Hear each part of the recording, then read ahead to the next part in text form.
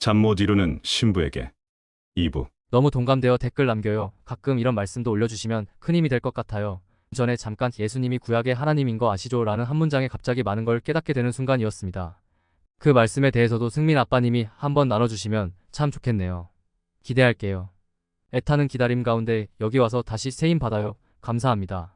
탑클래스 지체님의 댓글 중 부족한 글이지만 지체님들이 힘을 받고 즐거워하는 모습을 볼 때 저는 정말 큰 기쁨을 느낍니다. 위에 지체님의 말씀 중 예수님이 구약의 하나님인 거 아시죠? 든 말씀은 예수님이 여호와 하나님인 거 아시죠? 라고 했던 예전 포스트의 문장 내용이죠. 예수님께서 여호와 하나님이시라는 것을 다들 잘 알고 계실 것입니다. 이 포스트는 혹시나 아직 헷갈리시는 분을 위해서 쓰는 포스트입니다. 챕터 1 승천과 재림. 갈릴리 사람들아, 어찌하여 서서 하늘을 쳐다보냐? 너희 가운데서 하늘로 올려지신 이 예수는 하늘로 가심을 본 그대로 오시라. 사도행전 1장. 주님의 승천 장면에서 천사가 한 말. 위의 대사는 부활 후 40일간 특강을 하신 예수님이 하늘로 승천하시는 장면에서 천사들이 제자들에게 한 말입니다. 하늘로 가심을 본 그대로 오시리라. 우리는 제자들이 모르던 주님 오시는 때를 알고 있는 축복을 받았죠. 승천과 재림의 정확한 2000년. 하늘로 가심을 본 그대로 오시리라. 스가랴서에 주님의 재림 장면이 나타나 있습니다. 이때는 바로 여섯째 대접 재앙인 아마겟돈 전쟁의 장면입니다.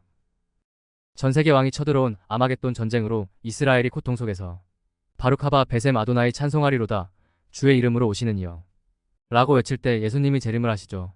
그것이 다음의 스가랴의 장면입니다.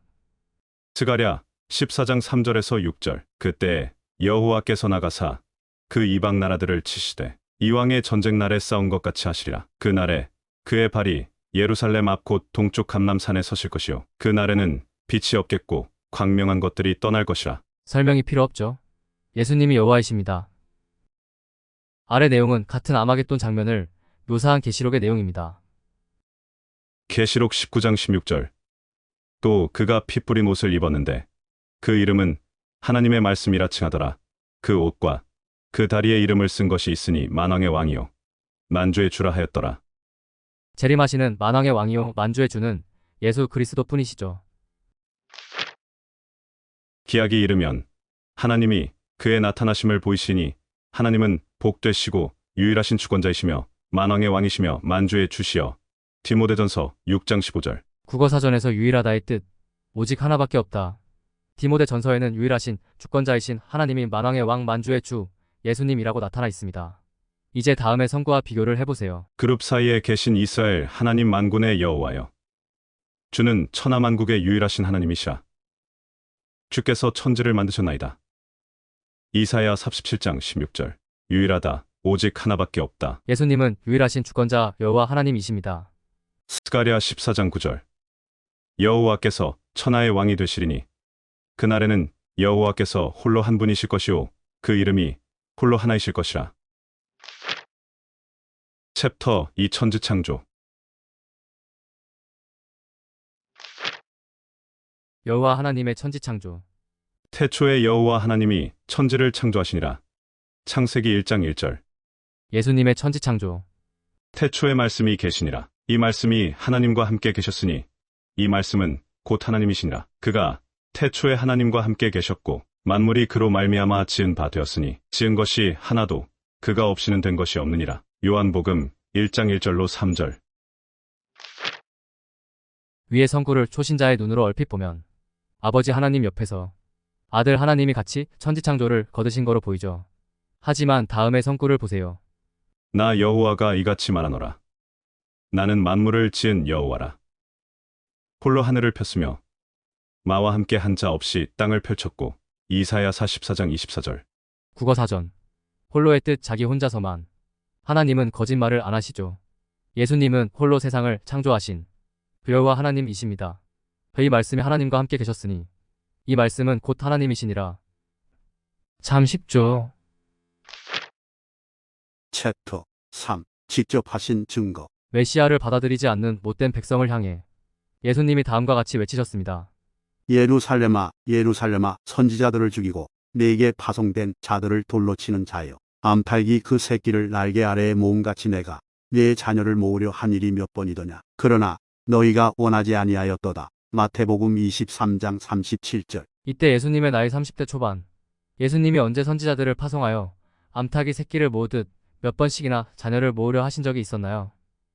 마치 독수리가 자기의 보금자리를 어지럽게 하며 자기의 새끼 위에 너풀거리며 그의 날개를 펴서 새끼를 받으며 그의 날개 위에 그것을 엎는 것 같이 여호와께서 홀로 그를 인도하셨고 그와 함께한 다른 신이 없었도다. 신명기 32장 11절에서 12절. 구약의 기간 내내였습니다. 예수님은 구약이 여호와 하나님이십니다. 챕터 4. 해설.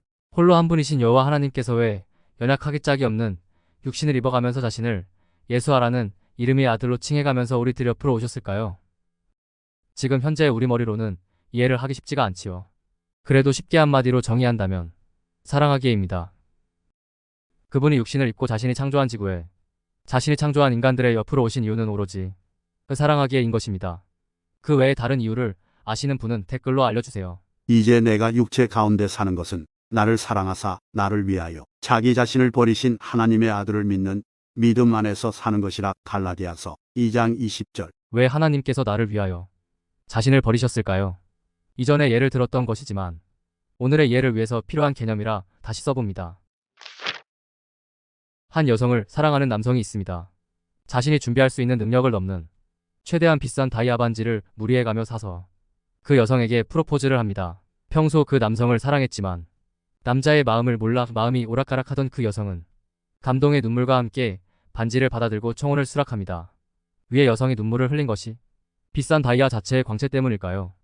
그 남자의 처지를 잘 아는 그 여성은 그 다이아의 비싼 값어치를 통해 그 남자의 진심 어린 사랑의 크기를 알게 되어 감동의 눈물을 흘리게 된 것입니다.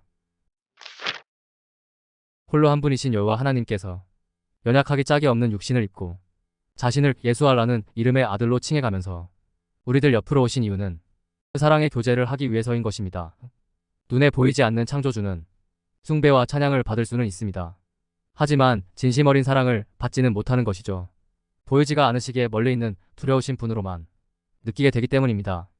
눈에 보이지 않는 창조주께서 나는 너희를 사랑한다고 수백 번 말씀을 하신다 해도 그 큰 사랑을 우리는 절대 알 수 없고 사랑의 감정도 생기지 않습니다. 하지만 만약에 이 천지를 창조하신 전지전능하시고 아무것도 아쉬울 거 없으실 것 같은 하나님께서 멸망하게 된 피조물을 위해 자신이 육신을 입고 오셔서 자신을 제물로 바쳐 피조물을 구해주시는 어마어마한 일이 벌어진다면 단박에 우리는 그분이 우리를 얼마나 아끼고 사랑하시는지를 알게 되고 그 사랑에 감동하여 그분을 진심으로 사랑하게 되는 것입니다. 그것이 사랑의 원리이죠. 하나님은 자신의 진심 어린 우리에 대한 사랑을 보여주시기 위해서 우리와 차별함이 없는 불완전한 인간의 육신을 입고 인간 그 자체로서 33년 반을 사신 것입니다. 그 육신은 전지전능하신 자신의 능력마저 제대로 못 쓰도록 제한을 걸어놓은 육신인 것이죠. 여느 인간과 똑같이 피곤을 느끼고 아픔도 느끼고 슬픔의 감정이 생길 때는 눈물도 나오는 똑같은 육신이었던 것입니다. 고통도 피곤도 못 느끼는 초월한 육신을 가지실 수도 있으셨지만 그렇게 하지 않으셨습니다. 왜일까요? 십자가의 고통은 하나님의 진심 어린 사랑의 표현이었던 것입니다. 그렇게 안 하시면 우리의 머리로서는 하나님의 엄청난 사랑의 크기를 절대로 알 수가 없다니까요. 생각을 해보세요. 빛의 속도로 950억 광년을 가야 끝에서 끝을 갈 수 있는 우리 머리로 상상이 안 되는 크기의 우주를 창조하신 하나님께서 한낱 더러운 죄인일 뿐인 피조물을 위해서 인간의 육신을 입고 고통도 그대로 당하시면서 십자가에서 죽으셨습니다. 수치로 따진다면 다음의 것이 하나님의 우리에 대한 그 사랑의 크기인 것입니다. 머리로 이해가 안 되는 수치. 인간의 육신을 입고 고통도 그대로 당하시면서 십자가에서 죽으신 이유.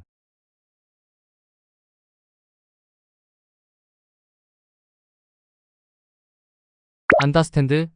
저는 이러한 하나님의 사랑을 깨닫고 알고 있다니까요. 그래서 맨날 엎어지고 실수해도 두려움이 없는 것입니다. 나를 이토록 사랑하시는 내 아버지니까요. 내가 왜 내 아버지가 나를 지옥 보낼까봐 두려워해야 하나요? 악한 인간도 자식한테 그런 짓 안 한다니까요. 이제 제가 앞전에 한 다음 이야기가 이해되실 것입니다. 저는 한 번 구원은 영원한 구원이라는 말을 믿는 것이 아닙니다. 저는 나를 위해 피조물의 온갖 모욕도 참고 십자가의 고통을 이겨내신 하나님은 절대로 날 버리지 않으실 것을 알고 있는 것입니다. 잊지 마세요. 하나님은 당신의 잘잘못을 저울질해서 천성을 들여 보내주시는 무서운 하나님이 아니라 당신과 천성에서 같이 살기를 간절히 원하셔서 당신 대신 귀한 피를 흘려주신 사랑의 하나님입니다. 이제 명확히 말씀드립니다. 염소와 송아지에 피로 하지 아니하고 오직 자기의 피로 영원한 속죄를 이루사 단번에 성소에 들어가셨느니라. 히브리서 9장 12절. 여호와 하나님이 인간의 몸을 입고 예슈아 란 이름으로 오셔서 자신을 제물로 바쳐 우리의 모든 죄를 사해 주셨지만 모든 죄가 다 사해졌는데도 불구하고 우리가 죄에 대한 회개를 해야 하는 이유는 천성을 가야해서가 아닌 그 사랑이 너무 감사해서 그 죄사함을 해주신 크신 사랑에도 불구하고 죄를 지어서 죄송해서 하는 회개가 돼야 하는 것입니다. 회개를 덜해서 천성을 못 가는 사람은 없습니다. 성경은 논리로 징벌과 사랑을 따지는 학문이 아닙니다. 천성을 가는 것은 하나님을 진심으로 사랑하는 그 사랑으로 가는 것입니다. 하나님을 진심으로 사랑하는 당신은 넉넉히 천성을 들어갈 수 있습니다. 이것이 복음입니다. 하나님을 진심으로 사랑하는 방법. 내 힘으로는 아무것도 할 수 없다는 것을 깨닫고 겸손한 마음으로 구원을 하나님께 간구하며 기도하면 영원한 생명을 받게 되는 거듭남. 나 같은 더러운 죄인을 아무 조건 없이 용서해 주시는 그 사랑을 깨닫게 되면 자동적으로 하나님을 진심으로 사랑하게 되는 것이죠. 그것이 영원한 생명을 얻는 방법이자 거듭남인 것입니다. 하나님을 진심으로 사랑하는 것. 이거 외에 천성과는 다른 조건이 있다고 생각하는 분 댓글 달아주세요.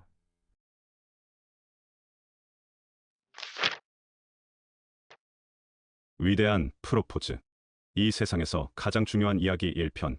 이 세상에서 가장 중요한 이야기 2편. 잠 못 이루는 신부에게 1편.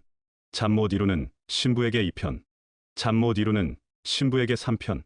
잠 못 이루는 신부에게 4편.